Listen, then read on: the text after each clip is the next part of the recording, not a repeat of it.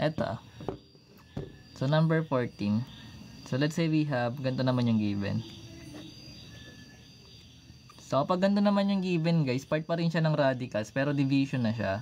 So, pwede ka na mag-rationalize or mag-conjugate kapag may radical ka sa denominator. Ganito rin yung ginagawa kapag yung given is may imaginary, ibig sabihin complex number. Bawal kasi meron siyang complex or radical sign sa denominator. So, kailangan mo siya i-simplify. Which means, madali lang naman. Like, multiply mo lang to both side. Ay, both numerator denominator by the conjugate. O, i-conjugate natin. So, magkakaroon tayo ng square root of 3. Then, minus 1. Magkapalit lang ng operation. Kumbaga, para maging difference of 2 squares to. Then, matatanggal na yung denominator na radicals.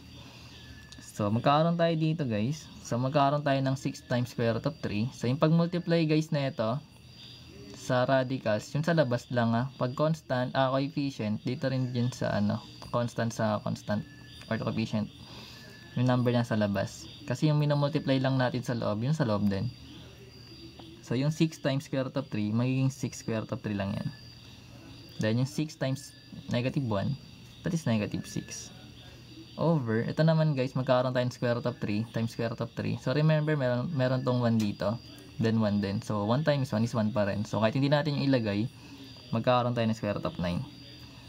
Then, yung 1 times negative 1, that is negative 1. So, yun lang naman yung ginagawa guys kapag difference of 2 square. Ibig sabihin, pag pareha sila ng itsura pero magkaiba sila ng operation, difference of 2 square yan. Basta multiply. So, kailangan mo lang i-multiply yung first 2 terms, tapos yung first last terms. So, syempre yung sign kasama. So, magkakaroon tayo nito. Like, magkakaroon ka ng 6 square root of 3 minus 6. Then, over, yung square root of 9, that is 3. Minus 1. So, yung 3 minus 1, that is 2. So, magkakaroon ka ng 6 square root of 3 minus 6 over 2. So, pwede mo pa ito ma-simplify. Sa pag-simplify naman ng fraction na may radical, yung simplify natin, syempre, yung nasa labas lang. Basta whole numbers. So, which means, magkakaroon ka ng 6 divide 2, that is 3. Meron pa tayong square root of 3. Then, minus, yung 6 divide 6, 6 divide 2, that is 3 rin. So, pwede nga ito yung sagot mo. Pero kung gusto mo siya i-factor out, pwede rin. Kasi pwede natin ilabas yung 3. Parang ganito. Wait lang, may puzzle.